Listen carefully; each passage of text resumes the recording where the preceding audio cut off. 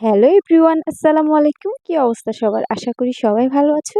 আজকে আমি তোমাদের সাথে শেয়ার করব কিভাবে ঘরোয়া উপায়ে মুরগির মাংস দিয়ে কাঁঠালের বিচি রান্না করো। তো প্রথমেই আমি এখানে নিয়ে নিয়েছি একটা মুরগি। দেখতেই পারতেছো মুরগিটাকে আমি ভালোভাবে পরিষ্কার করে নিয়ে নিয়েছি। এদিকে আমি চুলায় কড়াই বসিয়ে দিয়েছি আর দিয়ে দিয়েছি তেল। তেলটা গরম হয়ে আসলে এখানে আমি দিয়ে দিব 1 কাপ পরিমাণ পেঁয়াজ। পেঁয়াজটাকে আমি ভালোভাবে নাড়তে থাকবো। একটু লাল হয়ে আসলে এর মধ্যে আমি দিয়ে দেব আস্ত গরম মসলা। তো দেখতেই পারতেছো বন্ধুরা আমি কিভাবে মুরগিটা রান্না প্রসেসিং করতেছি। তোমরা কিন্তু এভাবে ঘরে একবার রান্না করে দেখতে পারো, আশা করি তোমাদের উপকারে আসবে। তো এভাবেই আমি পেঁয়াজটাকে নেড়ে চেড়ে নিব। নেওয়ার পরে যখন হালকা বাদামি কালার এসে যাবে, এবার এর মধ্যে আমি দিয়ে 1 চা চামচ রসুন বাটা আর দিয়ে দেব 1 চা চামচ আদা বাটা। দেওয়ার পরে মশলাটাকে আমি ভালোভাবে কষিয়ে নিব। তো দেখতেই পারতেছো বন্ধুরা আমার মশলাটা কষানো শেষ। এবার আমি এর মধ্যে দিয়ে দিব জিরার গুঁড়ো।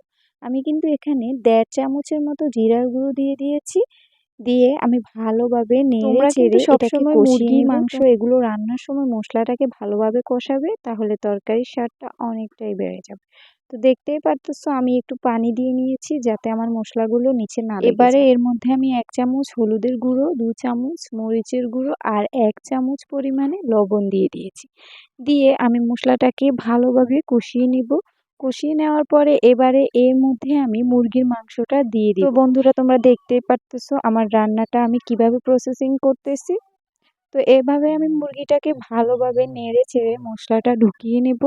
তো দেখতেই পারতেছো বন্ধুরা আমি মুরগির মাংসটা কিভাবে রান্না করতেছি। তোমরা কিন্তু অবশ্যই বাড়িতে একবার ট্রাই করে দেখবে, তোমাদের উপকারে আসবে।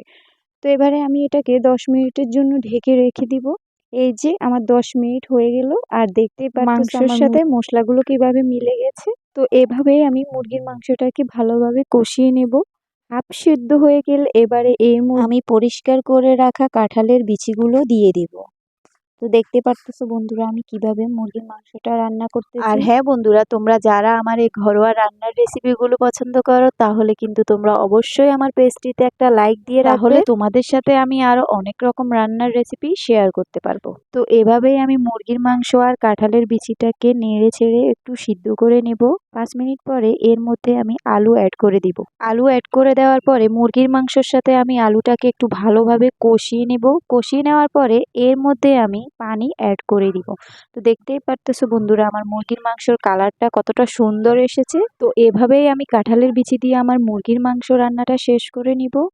আর হ্যাঁ বন্ধুরা, তোমরা কিন্তু চাইলেই আমার এই রেসিপিটা ফলো করে বাসায় এই কাঁঠালের বিচি দিয়ে মুরগির রান্নাটা শেয়ার করতে পারো। তার উপরে এখন তো আবার কাঁঠালের সিজন, তাই কাঁঠালের বিচিটা তোমরা খুব সহজেই পেয়ে যাবে। আজকের জন্য আমার রান্নার রেসিপিটা এতটুকুই। আল্লাহ হাফেজ।